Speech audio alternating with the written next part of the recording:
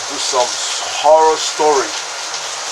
Title of this video is 3 True Mother's Day Horror Story. Animated. Let's go. It's raining now, that's why you're hearing the sounds in the background. It's raining. It's the perfect time to watch a horror movie. Let's go. I lived with my mom and dad in Boston, in a house right across from the park. My mom was a marketing consultant, and my dad was an attorney. Until a couple of months ago, Mom worked from home and was always the one who kept the house running. Eventually, her company called her back into the office full-time, and with the long commute and exhausting hours, she just couldn't keep up. So, she hired Miss Carter to help her. She was this quiet, middle-aged woman who hardly ever spoke above a whisper. She started coming every day. She'd arrive in the morning and leave in the evening. At first, everything seemed perfectly normal. Mom was satisfied with her work. She cleaned, did the laundry, and made dinner. All of a sudden, she started acting weird towards me.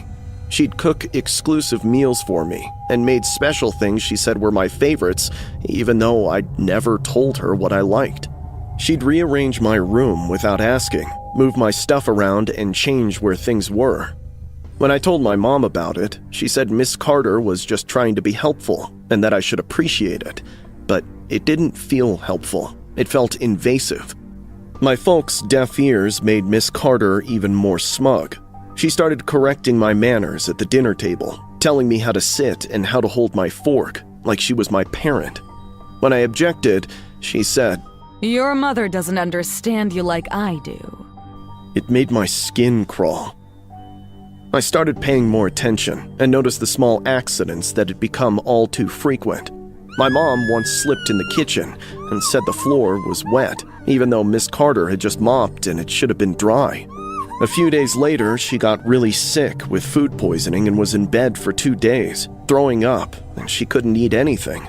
Miss Carter brought her soup and tea and took care of her, but it was Miss Carter who had been the one to cook dinner that night my mom got sick. 3 days later, my mom almost fell from the second-floor balcony while having her morning coffee. She was leaning against the railing, and it gave way and broke. She caught herself and didn't fall, but she could have, and she could have died. When my dad checked the railing, he said it was loose, like the bolts had been unscrewed. He fixed it and said it must have been old and worn out, even though we just had the whole balcony redone last year. I started putting it together. All the accidents happened after Miss Carter started working here, and they all happened to my mom, never to my dad or me. I was convinced Miss Carter was behind it, and that she was trying to hurt my mom on purpose. So, one evening, I gathered up the courage, went to my dad, and told him everything. He listened patiently, but told me I was being ridiculous, and that I was imagining things. Miss Carter is a kind woman trying to help our family. You should never accuse people without proof. It's wrong and unfair. I tried to argue, but he wouldn't listen. That Mother's Day, Mom was over the moon. She'd had the day off and was planning this dinner for days. Miss Carter helped cook. I watched her the whole time, especially everything she put in the food, but couldn't find anything out of place. The dinner was normal. We ate, talked, and laughed. My parents allowed me to stay up late to watch a movie, and when it was time for bed, Mom tucked me in at around 10. I fell asleep shortly after. A couple of hours later, I woke up to a sound, feeling a presence in my room. I opened my eyes to find Miss Carter standing beside my bed in the dark, smiling down at me. I froze. I couldn't move or scream. Don't worry. I'll be a better mother to you. Leaning closer, she stroked my cheek and whispered in my ear. Suddenly, I found my voice and screamed as loud as I could. My dad came running. He turned on the light and saw Miss Carter by my bed. "What's going on?" he asked her, even though I was the one who had screamed. He and Miss Carter shared a look. Tell him. She grinned. My dad closed the door and locked it. My stomach dropped and heart started pounding. Miss Carter isn't just our house help.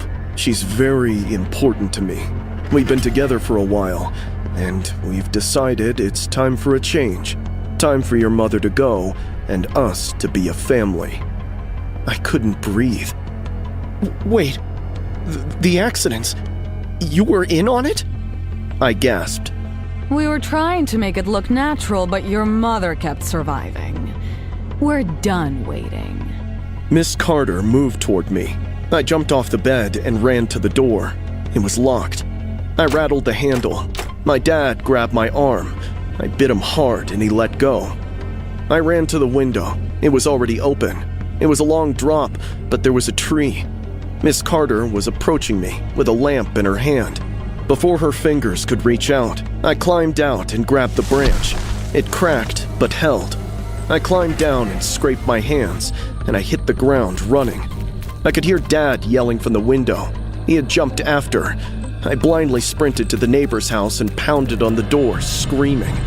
Fortunately, they were up too, and opened it right in time. I hurriedly got in and told them everything as Dad pounded on the door outside. They called 911, and when the cops came, they found my mom locked in the basement with a poly bag tightly wrapped around her head. She was barely breathing. My dad and Miss Carter had run away. I stood outside and watched the ambulance drive away with my mom inside.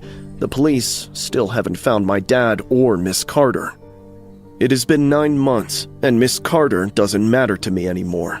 My dad was the one I couldn't stop thinking about. He's gone, and no one knows where he is, but he is the person I trusted most, and he turned out to be someone I didn't know at all. Alright, that was the first story from the series of 3 true Mother's Day horror stories. Okay, let me just break it down for you all to understand. First of all, there was a nanny came into a house, family, father, mother, and 1 son. So she started taking care of everything, the sweeping, the cleaning, the laundry, the cooking, everything. So at some point, I don't know when it started, but she began to attempt to kill the mother, trying to replace the mother. Then later on, she tried different ways, trying to make her fall off a balcony, poison her, make her trip, like she mopped the house and the mom tripped on the floor because the house was slippery. Different ways. It didn't work out.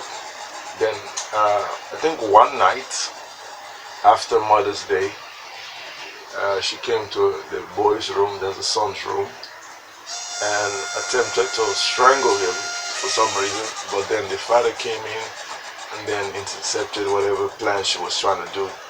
And then she said that's where the father should tell the truth to the child, and the father revealed that him too was trying to kill the wife. Him too was in on it. Sounds like some kind of series you see on Telemundo or some shit. Okay, then the boy escaped because he was scared. He ran out of the house. He didn't want to even know where the mother was. They were trying to kill her. Maybe she's dead, I don't know. He ran out, jumped downstairs, went to his neighbor's house. Luckily they were around. If they were not around, that would be another story. So they were around, they answered, called the police.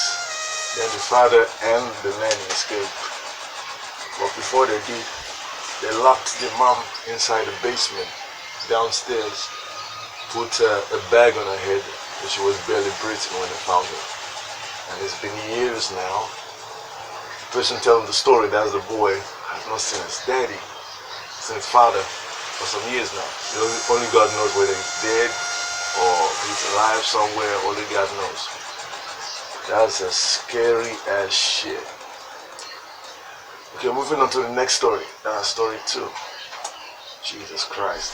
I grew up in Columbus, Ohio with my mom. She's a chemist. My dad was in the military, but he passed away when I was just a year old. So, for as long as I can remember, it's basically been just the two of us. Even though I turned 15, my mom still treated me like a toddler, who needed to be spoon-fed and constantly watched. I can't really blame her, though. I've been sick my whole life. Growing up, I had a ton of life-threatening allergies. I'm talking peanuts, dairy, gluten, and even shellfish. It felt like everything wanted to kill me. I carried an EpiPen everywhere and could only eat the special allergy-free meals my mom made me. I couldn't go out to restaurants or join my friends on school trips or eat at their houses, but that was my normal. As Mother's Day got closer that year, my mom became even more protective than usual. She started packing all my meals for school, checking my room every night before bed, and even went through my backpack each morning. I didn't mind it, though. I knew she loved me and only wanted to look after me. Until that Friday, I accidentally ate a forbidden food. My best friend Jake brought cookies that his mom made. Dude, just have a bite. I swear they're like heaven. I know, but I can't. You know that. Seriously? There's nothing in here you can't have. It's just oats and honey. Homemade, like I told you. Really? Are you sure? I can't risk it. I'm positive. Come on, live a little. Try one. Don't do it.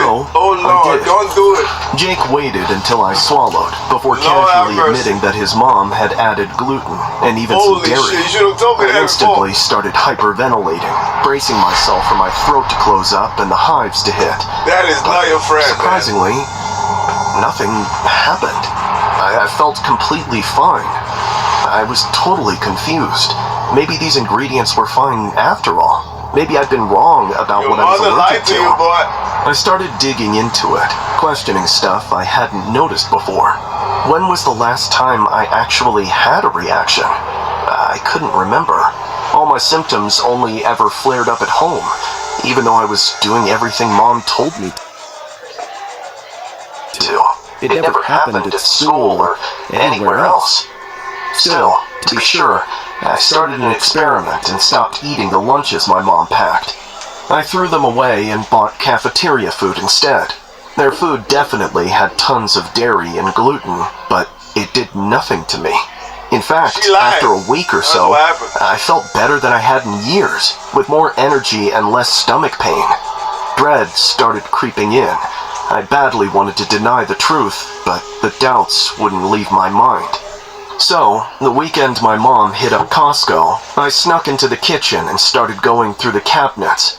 I was checking labels, looking at ingredients. That's when I stumbled on these bottles of meds, totally hidden in the back of the pantry, tucked away behind the cereal boxes. I'd never seen any of them before. The labels had these weird chemical names I didn't recognize, and none of them were the prescribed names I remembered from my doc visits. So, they definitely couldn't be mine. I took pictures with my phone and looked them up online. To my horror, it turned out to be a slow poison that would make someone sick without ever killing them. The listed symptom looked them up online. To my horror, it turned out to be a slow poison that would make someone sick without ever killing them. The listed symptoms were exactly the ones I'd had my whole life. I couldn't believe what I was seeing and felt like throwing up. My own mom had been doing this to me. But why? What kind of person even does that to their own kid? I put everything back exactly how I found it and kept quiet. I wanted to sort my thoughts before I made a decision. She always knows. I wanted to know the truth. She will always know. She will know. It was Mother's Day. Mom made this huge breakfast with pancakes, eggs, and bacon. Every dish on the table was my favorite. She was beaming ear to ear as she slid a plate in front of me. Eat up, sweetheart. Tails over that smile. Special for you. I looked at her and then to the food. I'm not hungry. I pushed the tray away. Her smile faltered. You have to eat. You need your strength. I said I'm not hungry. She stared at me, and the warmth drained from her eyes. In that instant, I knew she realized I'd uncovered her secret. My heart started pounding in my chest. You stopped eating my lunches. She snickered. I neither admitted nor denied. And you feel better. Yeah, I feel great, which actually makes me wonder what's been making me sick all along. I waited for her to snap, but her face remained totally calm. You weren't supposed to figure it out, Daniel. Why? Why did you do this to me? Because you were the safest when you needed me. You were growing up and wanting independence, and I couldn't let that happen. You needed to stay mine. You're all I've left. I stood up and started backing away from the table. You're insane! I'm your mother, and you'll always be my little boy. You ain't my I mother. turned to get as far That's away my from mother, her as right? possible, but I could only climb 3 steps before everything started spinning. My vision blurred, and my legs gave out. I fell to the floor and couldn't move or think. What did you do? I tried to say, but my mouth wouldn't work right. She walked over and knelt down beside me as she gently touched my face. I knew you'd stop eating my food eventually, so I switched tactics. I put it in your toothpaste, the shampoo that you use every morning, Lord have mercy. and your body Hey. wash. She You've been crazy. absorbing it through your skin for days now. She I crazy. tried to move, I ain't no but mother, man. couldn't. She cradled my head in her lap and stroked my hair. Dude. Don't fight it, sweetheart. Everything is going to be okay. Crazy. You're safe with me. Jesus Christ, damn. You'll always be safe with me. The room was getting Wait, if you died, how did you tell us the story if you died? Like, who's telling the story? darker. I could hear her humming some lullaby from when I was little. Happy Mother's Day. You're mine forever now. Ma'am, don't... Hey. Looking at the screen, saying that. Jesus Christ, damn. That ain't no mother, bro. The moment I discovered that she's been poisoning me, bro, I'm leaving the house. I'd rather be homeless than die slowly. What the hell is going on here? Jesus Christ, that ain't a mother, man. That is something else. Nah, bruh, nah. Bruh, next, let's watch the next one. Let's, oh my God. Okay, next one. Portland has been my home for 2 decades, ever since my husband, Mike, and I moved into this house after we got married. It's held every chapter of our family life, from watching our only daughter Sarah take her first steps, to handing her the keys to her first car at 16. But it was only recently we were finally able to afford adding another bedroom, which meant we could at last finally fulfill a dream Mike had carried his whole life, becoming foster parents and giving a child the safe, stable home he himself never had. The social worker called us a week before Mother's Day and said she had a girl who needed placement right away. Her name was Emma, and she was 15. She's kind of shy and quiet. She's been in a bunch of foster homes, but hasn't been able to find her spot because she hardly speaks. Mike said yes immediately. Emma moved in on a Tuesday. She was polite and reserved and didn't talk much. She brought this small backpack that literally had all of her belongings. The sadness in her eyes broke my heart. Sarah was excited to have a sister. She showed Emma around the house and helped her get settled. Emma smiled and nodded, but didn't say much. She only watched and observed everything, as if she was scared of doing anything wrong. By the end of the week, Emma seemed to be adjusting well. She helped with dishes, did her homework quietly, and never caused any problems. She especially bonded with me, and would sit with me in the kitchen while I cooked. She asked questions about recipes in our family. She seemed sweet and grateful to be there. And I had started spending more time with her, and noticed little details that I'd otherwise missed. Emma watched Sarah with an intensity that made me uneasy, as if she were studying every little thing. How she moved, how she talked, even how she dressed. One day, I caught Emma wearing one of Sarah's sweaters. Sarah hadn't lent it to her. Emma had simply taken it. When I brought it up, Emma quickly apologized and claimed she thought it was fine to borrow it. I let it slide and just told her to ask next time, but it didn't stop. Soon, Emma was copying Sarah's habits, too. She wanted to be And when Sarah. I mentioned it to Mike, he just shrugged and said it was normal teenage behavior. It was Mother's Day. We were all getting ready for a small celebration. Sarah was upstairs getting dressed, and Emma was in the kitchen helping me with pancakes. Mike was setting the table. Suddenly, a loud crash came from upstairs, followed by an ear-piercing scream. We all ran. Sarah was at the bottom of the staircase. She'd fallen and wasn't moving. We called 911. The ambulance came within minutes. Sarah was unconscious. She survived. They took her to the hospital. Mike went with her while I stayed behind to get our things and to lock up the house. I totally forgot about Emma, who was still there, standing in the living room. Emma, let's go. I said, grabbing the keys. But Emma simply walked to the dining room and sat down in Sarah's usual chair, the one Sarah always sat in for every meal. Emma? She looked and smiled at me. Can I call you Mom? What? Oh, hell Mom. no. Can I call you that? No. It feels right. My skin crawled. Emma, we need to go to the hospital. You're still playing it Sarah's cool, hurt. no. I know. This girl's crazy. I'm glad. She said it with a smile. My heart started beating faster. She crazy. I walked toward the stairs and looked at them closely, but couldn't see anything out of place. So I started touching the first few. And right there, on the third step from the top, had a thin, almost invisible layer of dissolved soap on it. I turned to Emma. She was standing right behind me. You did this. You made Sarah fall. Instead of breaking down or denying it, she grinned ear to ear and giggled. I needed to make space to belong here. She was in the way. I backed away. You're insane. Oh, there you go. I just want a real family. And now there's room for me. Stay away from me. But you're my mom now. As she stepped closer, I kept backing up. You're supposed to love me. Take care of me. That's what mothers do. Her voice No. got angry, Not you. filled No. with animosity. Crazy. She lunged at me and grabbed my arm.